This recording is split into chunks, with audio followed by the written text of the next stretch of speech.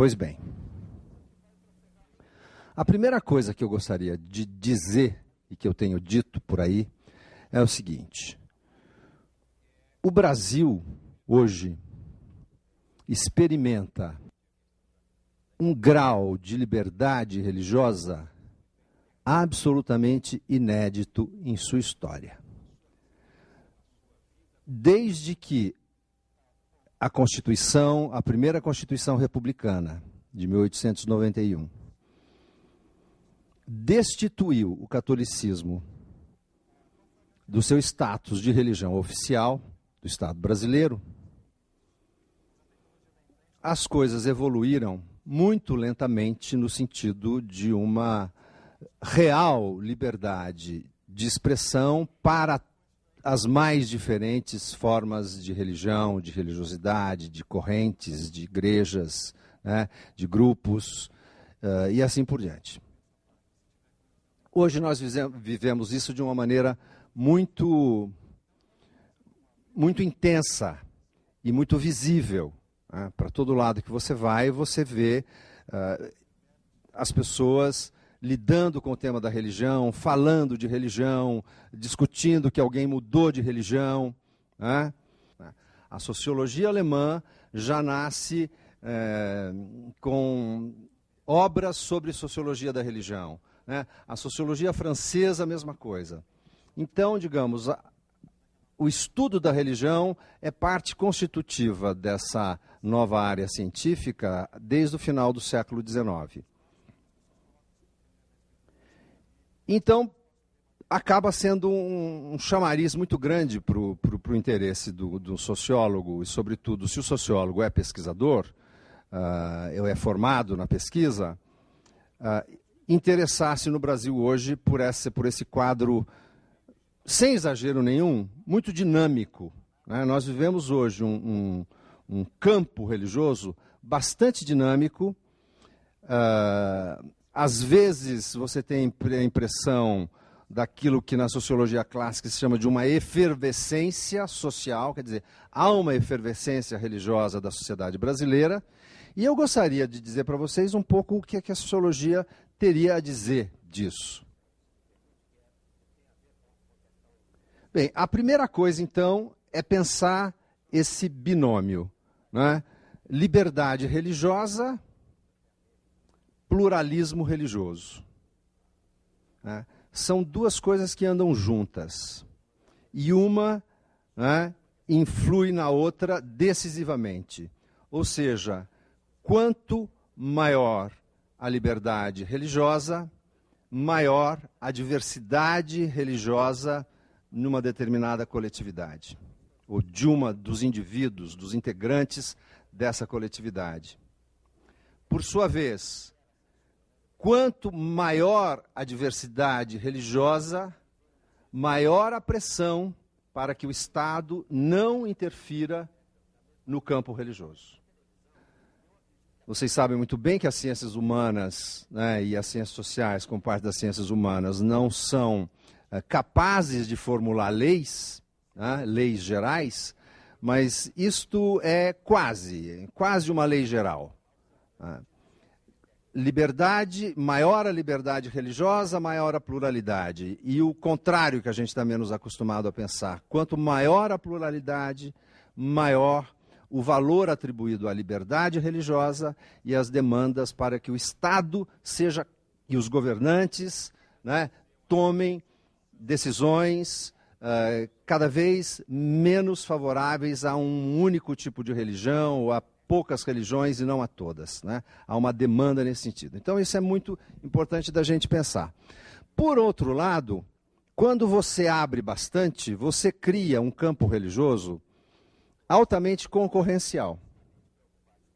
Como você, digamos, desregulamenta, entre aspas, né, o campo, desregulamenta politicamente, você desnormatiza em termos políticos, você cria esse espaço maior de concorrência.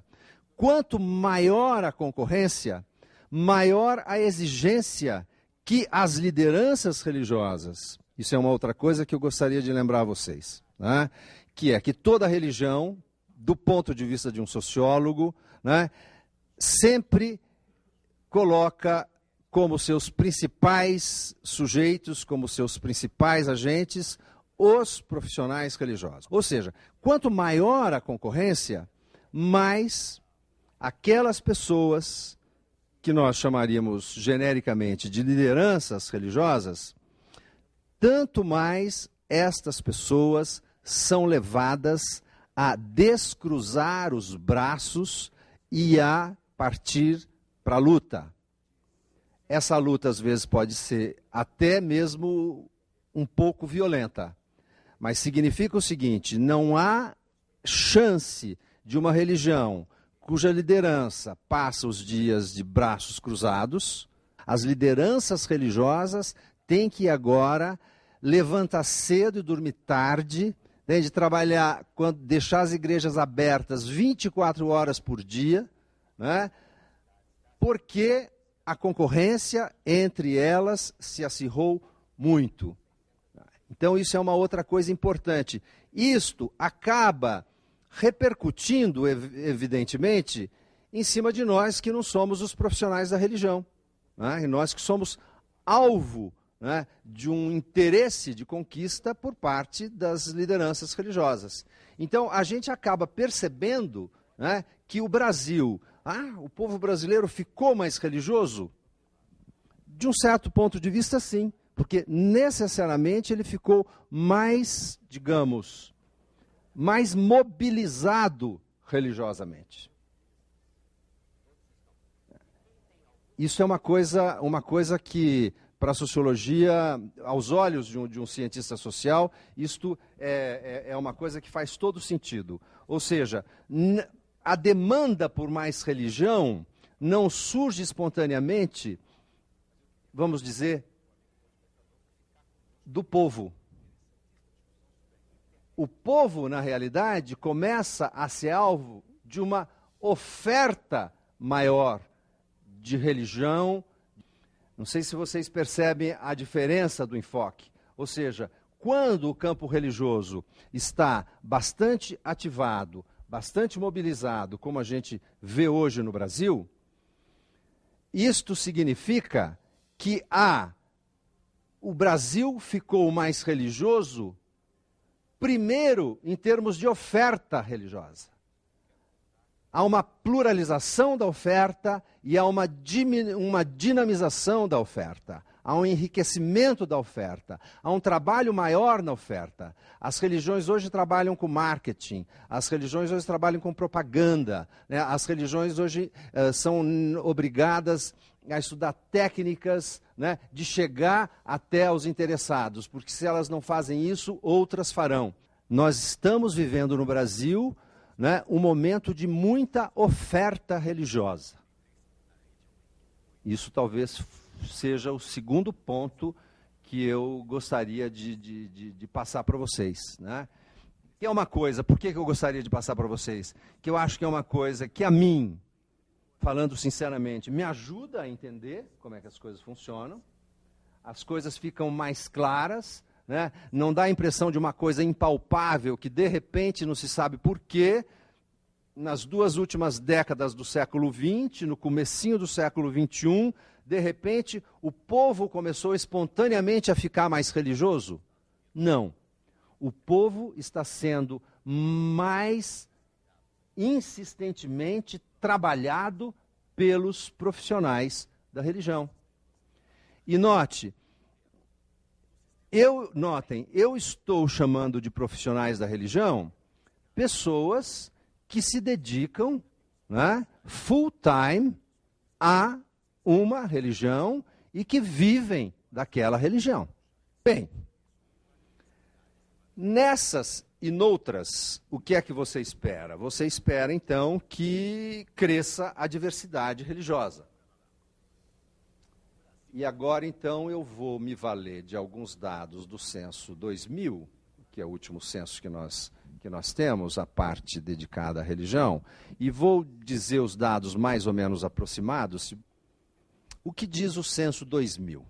No quesito religião, ele parte da ideia, ou enfim, da ideia não, da técnica da autodeclaração. Quer dizer, as pessoas se declaram para um entrevistador que naquele momento é um membro, né, alongado do Estado brasileiro, né, de um órgão chamado IBGE, que é um órgão estatal, que vai apurar qual é a religião ou a não religião que a pessoa tem.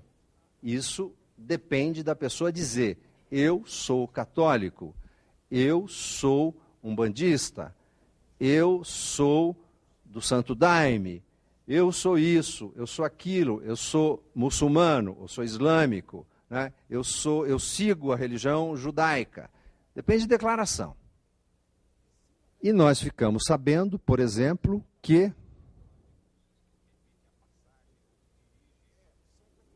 os católicos no Brasil, de um modo geral,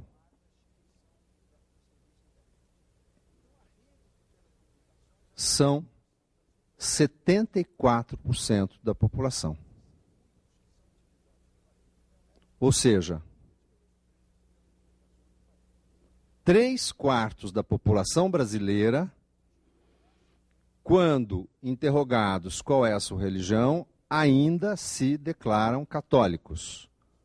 Ou seja, para uma população que na época eram 170 milhões, arredondando, em 2000, né, isto significava algo da ordem de mais de 120 milhões. Tá? Mais de 120 milhões de brasileiros ainda, neste momento da aplicação do censo, se declararam católicos em 2000. Desses 74%, muitos são católicos de nome, muitos são católicos reconvertidos ao catolicismo por algum movimento de renovação, de mobilização e assim por diante. Mas são católicos, se declaram católicos. Os evangélicos, crescendo muito. E aqui evangélicos, é bom lembrar que o censo, tanto quanto a sociologia da religião, usa o termo evangélicos como sinônimo, taco a taco, de protestante. Quer dizer, não é assim, você tem os protestantes e dentro dos protestantes você tem os evangélicos. Não. Todos os protestantes no Brasil são chamados pelo censo de evangélicos, né? E é assim que eles se autodenominam. Digamos, desde que o primeiro grupo protestante chegou no Brasil, ainda no Primeiro Império, né, em 1824, que é um grupo de colonos alemães luteranos, eles fundaram no Brasil a Igreja Evangélica Luterana do Brasil. Então, já o primeiro grupo protestante que veio para o Brasil, por uma tradição alemã, traduziu o Evangelische, né, para evangélico, e aí está batizado para sempre. Ou seja, todo o ramo do protestantismo é um ramo dos evangélicos. Esclarecido isso, vamos em frente. Os evangélicos são, no censo de 2000,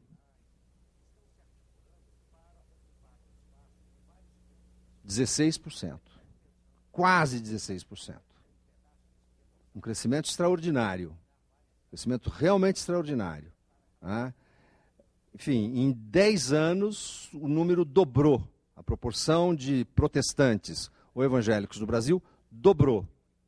Né? Um grupo extremamente dinâmico, sobretudo nos seus ramos pentecostais e nos chamados neopentecostais, que são esses protestantes, são essas igrejas protestantes fundadas propriamente no Brasil, no final dos anos 70. Somemos 74 com 16, 90. Então, já resumindo, 90% dos brasileiros se declaram estar seguindo alguma igreja cristã. Porque os católicos são cristãos, os evangélicos são cristãos. Pois bem, qual é o terceiro grupo maior no censo de 2000? Em 1970, quando eu comecei a praticar sociologia da religião, no setor de sociologia da religião, desse centro de pesquisa chamado SEBRAP, o terceiro maior grupo eram os espíritas. Hoje, o terceiro maior grupo das tabelas de religião do censo são os sem religião. 7,5% da população brasileira já se declaram sem censura nenhuma, sem medo da polícia, sem medo de nenhuma perseguição qualquer, sem medo de algum feitiço virar contra o feiticeiro, né? Se declaram abertamente sem religião. Somemos 90 com 7, vamos arredondar para baixo? Vamos arredondar para 7, o sem religião? 97. E a diversidade religiosa, onde foi parar? Não é um país de diversidade religiosa? Estamos vendo crescer uma multidão de religiões que ninguém conhecia, religiões asiáticas, religiões isso, religiões aquilo, novidade, muita novidade. É muito interessante quando depois você tem um dado, né, um dado inquestionável, que é a coisa do censo, você fala, olha que coisa interessante. Quer dizer que o Brasil, com toda essa liberdade religiosa, com toda essa mudança, com todo esse dinamismo, é um Brasil, né, de 90% de cristãos que seguem igrejas cristãs. Porque agora nós vamos pensar o seguinte, bem, nesses 3% que restam,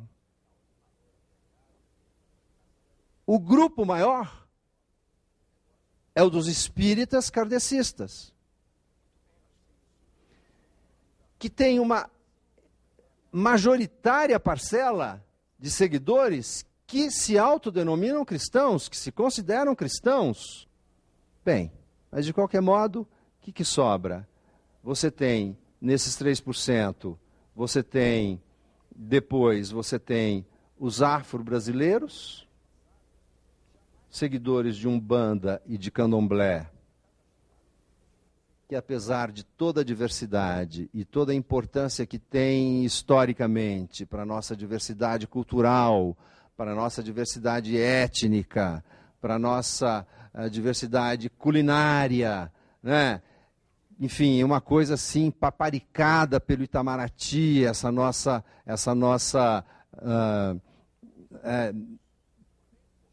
familiaridade com a cultura africana, não chegam a 1% da população. E aí vai, né? Aí você começa a imaginar, os budistas são pouquíssimos, né? Os judeus pouquíssimos, né? Os muçulmanos, que a gente de repente começou a imaginar que estão crescendo muito no Brasil, porque agora a gente começa a ver na televisão, né? O censo de 2000 encontrou, sabe quantos? 18 mil. 18 mil. Na hora que você faz as porcentagens, vira traço. Não dá nem para né? Vira 2 casas depois da vírgula. Ou seja, com toda essa diversidade religiosa, com toda essa liberdade religiosa, o que está acontecendo no Brasil? O Brasil está passando por um processo de trânsito de uma parte da sua religião, de uma igreja cristã que é católica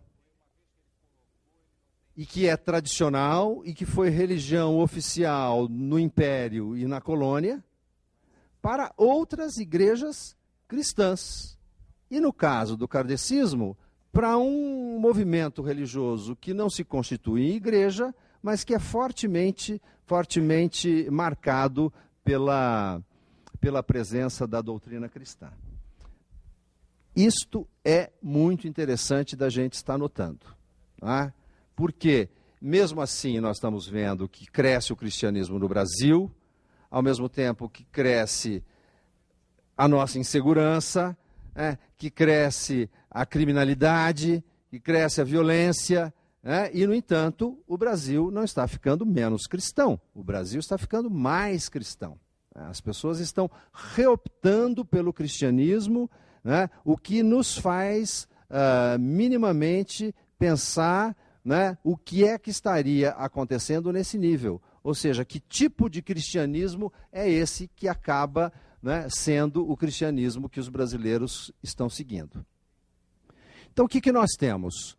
Nós temos aí um quadro bastante claro, né, de mudança religiosa, mas agora eu gostaria de lembrar uma outra coisa. Quanto mais as religiões vão competindo entre si, e quanto mais as pessoas experimentam a possibilidade de mudar de religião, o que vai acontecendo? Vai acontecendo que essa pluralidade que você vê no censo, né, ou que você imagina no Brasil, começa a chegar perto, mais perto das famílias. Quer dizer, as pessoas começam a ter agora mais presentes no seu cotidiano, ou pelo menos no almoço de domingo, pessoas que de repente eram católicas e deixaram de ser católicas. E eu digo por quê, sobretudo dos católicos. Aí é uma outra coisa que eu gostaria de lembrar a vocês, né, que tem a ver um pouco com a temática do pós-tradicional. Neste momento de efervescência religiosa e de assédio às pessoas para que mudem de religião, a partir, né, da iniciativa de outros profissionais de outras igrejas, o que acontece? Acontece que, sobretudo, as filiações tradicionais são as mais afetadas. Me entendam. Se vocês olham agora, não quem está ganhando adeptos, mas quem é que está perdendo adeptos no Brasil? Ou quem é que está doando adeptos para as outras igrejas e eventualmente outras religiões? A Igreja Católica, é o catolicismo. Todas as religiões acabam tirando algum católico da Igreja Católica. Então, o catolicismo, que era 99% da população, passa a ter 97%, passa a ter 93%, passa a ter 90%, e hoje está com 74%. Mas não é só isso. Entre os evangélicos, que são digamos, o agregado que mais cresce no Brasil, sobretudo o mais tradicional deles, que é o grupo luterano, que são as igrejas luteranas, também a igreja luterana no Brasil está perdendo seguidores. Por quê? Porque tem exatamente o mesmo formato de uma religião tradicional, de um grupo étnico que se estabeleceu como colônia, né, e que de religião, né, exatamente associada àquele grupo. A partir do momento que esse grupo vai se diferenciando, né, vai se mudando, vai se espalhando, né, vai também abandonando a igreja protestante. É muito interessante de ver. Todas as correntes protestantes crescem, de um modo geral. As pentecostais e neopentecostais crescem mais do que as protestantes históricas. Entre as protestantes históricas, algumas ficam estacionárias, ou seja, crescem vegetativamente. E, finalmente, para surpresa geral e para tristeza de muitos, não necessariamente pessoas religiosas que ficaram tristes com essa notícia, estão perdendo adeptos de uma maneira muito significativa às religiões afro-brasileiras. Houve um tempo, e eu experimentei esse tempo, em que se dizia que a Umbanda, que também era uma religião criada no Brasil, com toda a cara brasileira, seria eventualmente a grande religião nacional né? A Umbanda tinha tudo, porque era uma coisa muito sincrética, muito próxima, etc. Tinha tudo, tinha o charme do candomblé, da coisa, né? Tinha a música, tinha o ritmo, tinha essa coisa dos espíritos, né? Uma proximidade muito grande dos espíritos, que é uma coisa que supostamente os brasileiros têm né? Uma familiaridade grande com essa ideia. E a Umbanda, de repente, começou a perder adeptos, né? Então diminui o catolicismo, diminui a Umbanda, diminui algumas igrejas protestantes tradicionais, né? O que nos faz ver que exatamente estão perdendo adeptos aquelas igrejas que aquelas igrejas ou religiões que se modernizaram menos, né? Que se atualizaram menos em termos de uma organização empresarial interna, né? Que importaram menos métodos, né? de administração, né? E de expansão e de organização e assim por diante. Nesse período de alta competitividade e de concorrência incrementada entre as religiões, algumas se aparelharam bem e elas estão conseguindo não apenas resistir à concorrência das outras, mas estão, inclusive, né, ganhando adeptos, crescendo. As igrejas mais tradicionais estão com uma enorme dificuldade, e as religiões, no caso da Umbanda, né, estão com uma enorme dificuldade, certo, de redinamizar a sua liderança, né, e se ressituar num quadro mais competitivo, mais concorrencial, para, né, poder fazer frente à concorrência das outras que estão muito mais equipadas para isso. As igrejas hoje estão no estágio que elas precisam se organizar empresarialmente. Não basta simplesmente ter a certeza que você é portador de uma mensagem única, de uma mensagem absolutamente irresistível. Dou mais um passo. Na concorrência, perdem também as igrejas que oferecem um tipo de bem, de salvação, muito intangível, muito para o outro mundo, muito para o além, ou muito para um futuro remoto. Isso é uma outra coisa também muito interessante. Quer dizer, quando o campo religioso está muito competitivo, a tendência das religiões, de um modo geral, é oferecer bens mais palpáveis para as pessoas. Certo? Quer dizer, não é que você adere àquela religião pensando na salvação da tua alma. Você adere àquela religião pensando que aquela religião vai te salvar do desemprego. Você adere àquela religião, né, porque aquela religião, de repente, vai resolver um problema de uma ferida que você tem na panturrilha e que não sara nunca. Uma grande preocupação dos sociólogos ou dos cientistas sociais hoje é entender isto, entende? Porque talvez isso esteja mudando. As pessoas estão agora do lado da demanda, não mais do lado da oferta. As pessoas estão muito mais pragmáticas e muito mais utilitárias, muito mais, vou usar essa expressão, muito mais materialistas no que elas estão pedindo da religião. As pessoas querem coisas concretas, aqui e agora. As pessoas não estão querendo o céu para depois, né? Não querem a salvação da alma para o pós-morte, né? As pessoas querem viver mais neste mundo, viver com mais saúde, querem a cura. Isso é uma coisa muito, muito, muito pós-moderna, né? Pós-moderna, pelo menos na insistência com que isso aparece, né? Na evidência empírica com que isso se manifesta. As pessoas procuram as religiões para resolverem seus problemas neste mundo. Isso é uma outra coisa muito interessante. Portanto, já podemos imaginar, As religiões mais tradicionais têm menos facilidade de readaptar o seu corpo doutrinário, né, os seus ensinamentos, para esse pragmatismo todo, né, das populações mais urbanizadas e mais modernizadas do Brasil. Agora, tem uma outra coisa interessante.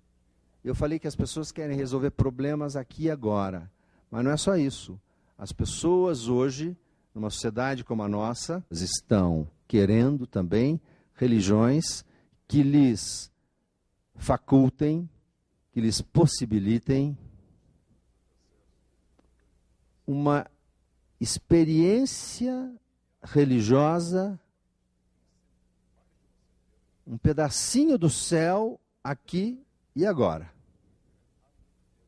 Ou seja, o êxtase, o transe, ou, genericamente, a experiência mística, a experiência religiosa. As pessoas querem sentir Deus. As pessoas querem sentir em si, no seu corpo, a presença do Espírito Santo. As pessoas querem dar uma pequena escapada desse mundo, fugir um pouco desse mundo, certo? E mergulhar no sagrado. Nem que seja por alguns segundos, nem que seja uma experiência passageira, mas que seja uma experiência intensa. Isto é um outro fator, né, que vem à tona com a concorrência entre as religiões. A concorrência acirrada entre as religiões e entre as igrejas leva a que algumas igrejas, e normalmente essas serão mais bem-sucedidas, passem, em vez de prometer que a pessoa vai sentir Deus no céu, promete que a pessoa vai sentir Deus já, agora.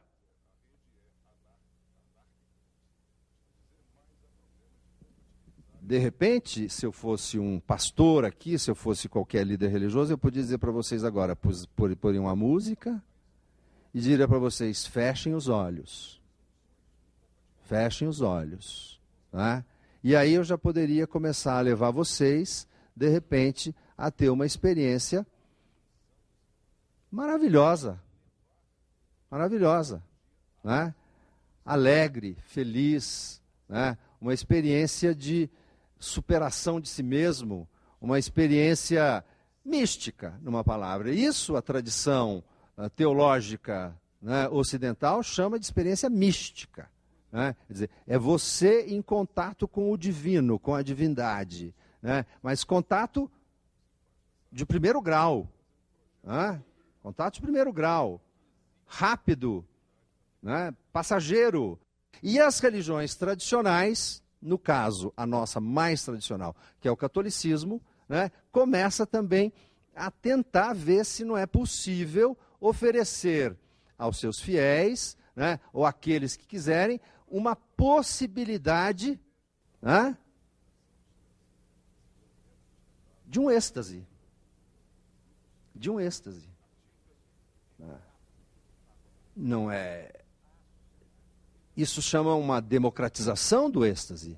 Né? Eu sou de um tempo em que se dizia que o êxtase, pelo menos na Igreja Católica, era para muito poucas pessoas, era quase que um sinal de santidade. Hoje, você tem o êxtase prêt-à-porter, ao alcance da sua mão.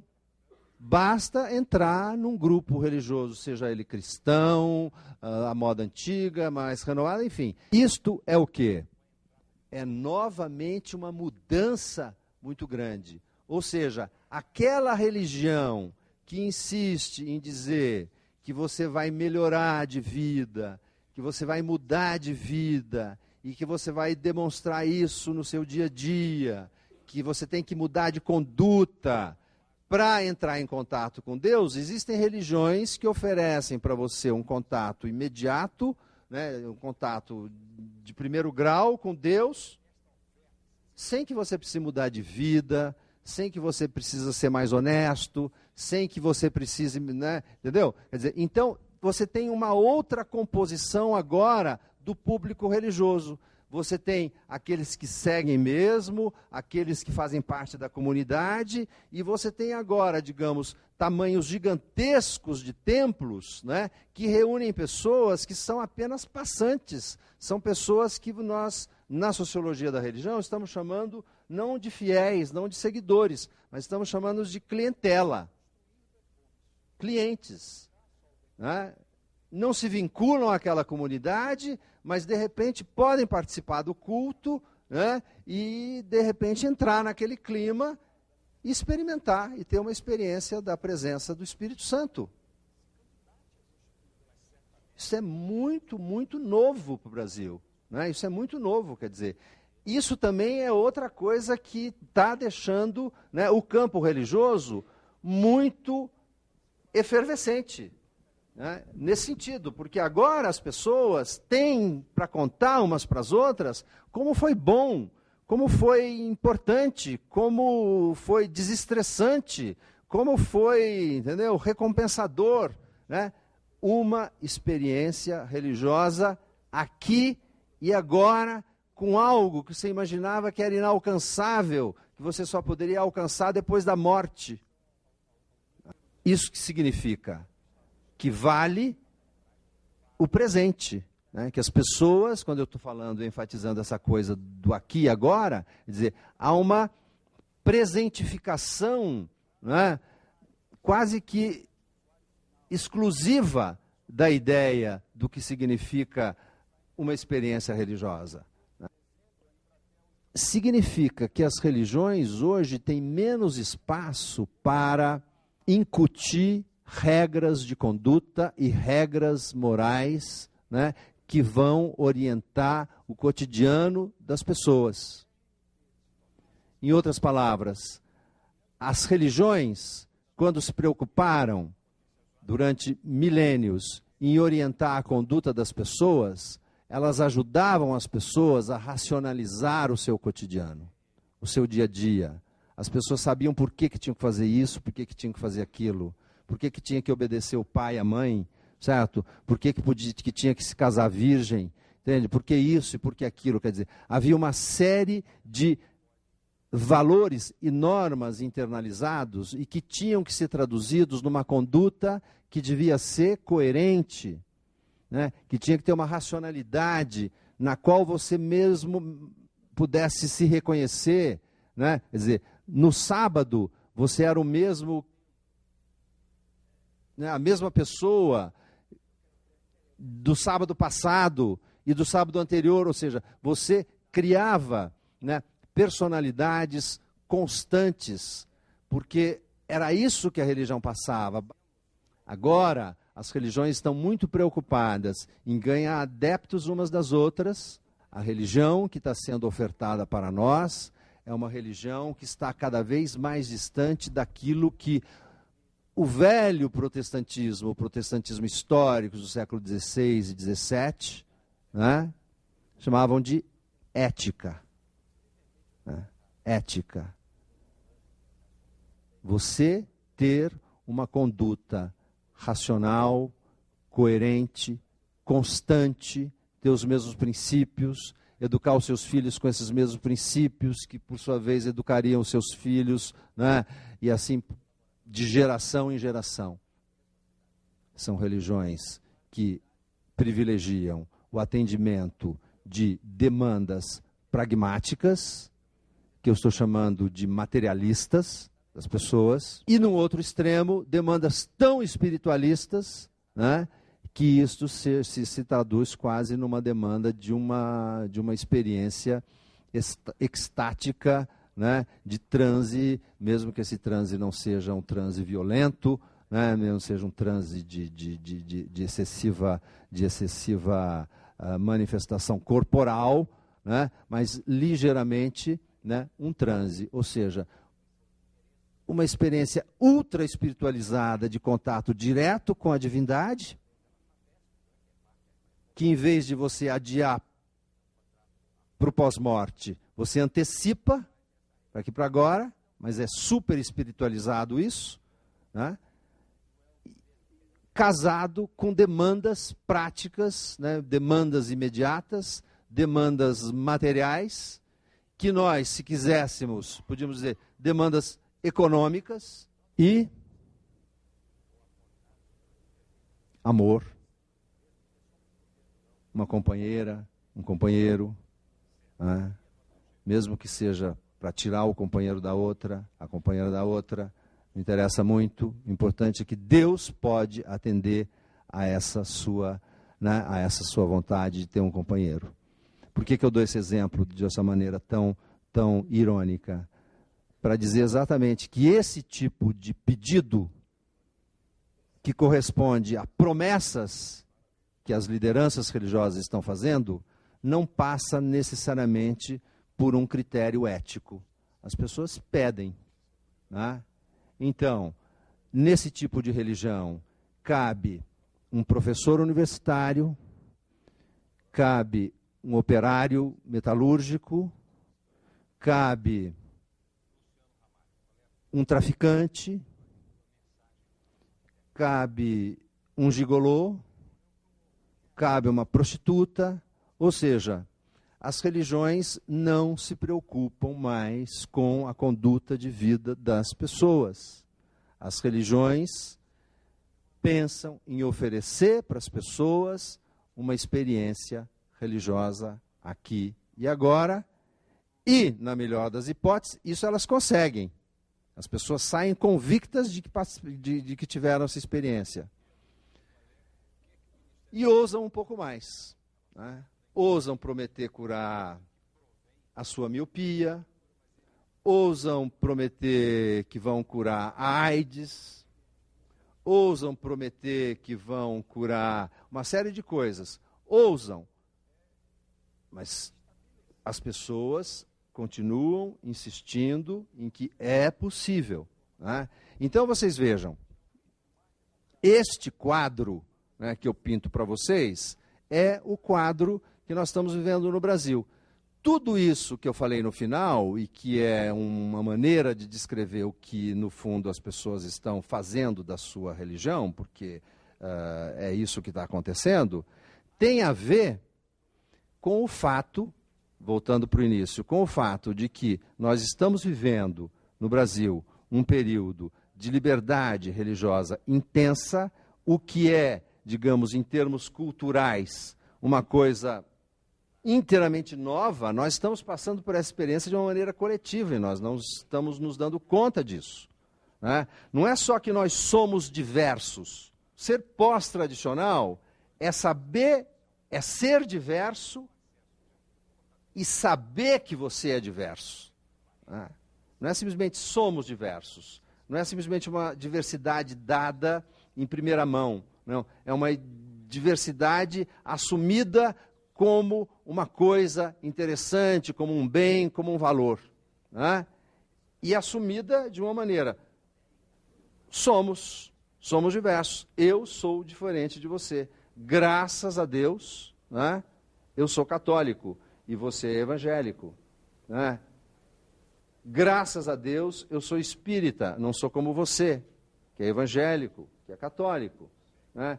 Graças aos deuses, eu sou do candomblé, não sou como vocês, certo? Tudo isso começa a criar uma diversidade que a sociologia, talvez alguns estejam acostumados, outros não, chama de reflexividade. Ou seja, nós estamos vivendo um período em que somos diversos,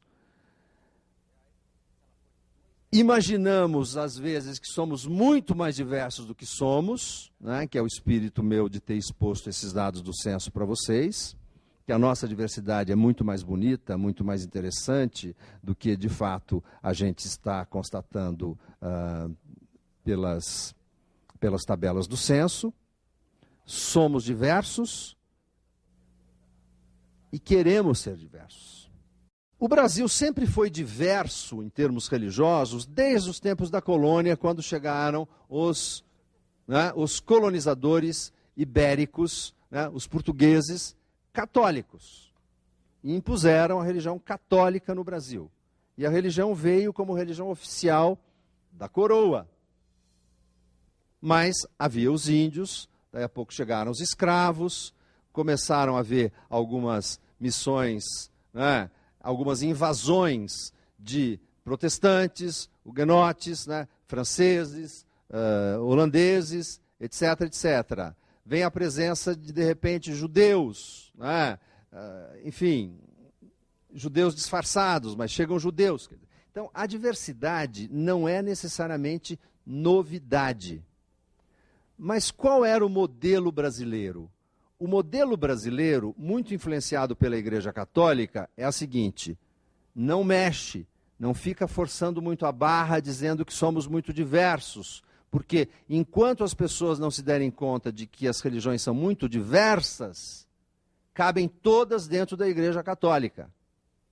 Isso criou o chamado modelo sincrético, ou seja, as pessoas misturam na sua prática diferentes possibilidades religiosas. Então você é católico, mas também não custa nada, você é um pouco kardecista, o outro, se não é kardecista, é mais chegado na Umbanda, o outro, se não sei, enfim, existem diferentes possibilidades, ou numa corrente nova era, e assim por diante. Isto é o chamado modelo sincrético.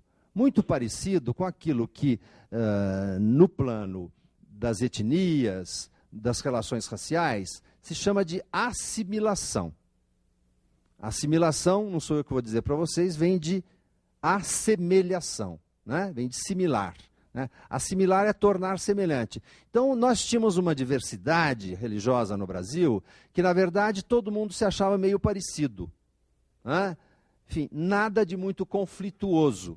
Bem, quando eu passo da religião e vou para esse terreno das relações raciais, imediatamente vem a ideia do chamado melting pot. Né? Ou seja, o cadinho de raças. Né? Então nós tínhamos um cadinho religioso também. Tudo era jogado dentro de um grande caldeirão chamado Brasil, né? E ali você misturava todos os ingredientes, né? Cozinhava, no fim você tem uma grande sopa que você não sabe mais o que é a batata, o que é a cenoura, o que é a salsinha, quer dizer, tudo se diluiu, né, num grande melting pot. A novidade para nós hoje é que a presença dos protestantes e, sobretudo, o crescimento dos protestantes agora no meio popular traz uma outra ideia de diversidade religiosa. Traz uma ideia não mais de sincretismo, mas de pluralismo religioso. Ou seja, as igrejas protestantes, as lideranças religiosas protestantes são muito mais exigentes em relação às pessoas poderem seguir outras religiões ao mesmo tempo que seguem aquela igreja. Vocês sabem disso. Né? Ou seja, há uma exclusividade, há uma ideia de que você só pode ter uma religião. Você só faz parte de uma igreja. Não tem sentido você ficar misturando na sua vida diferentes religiões.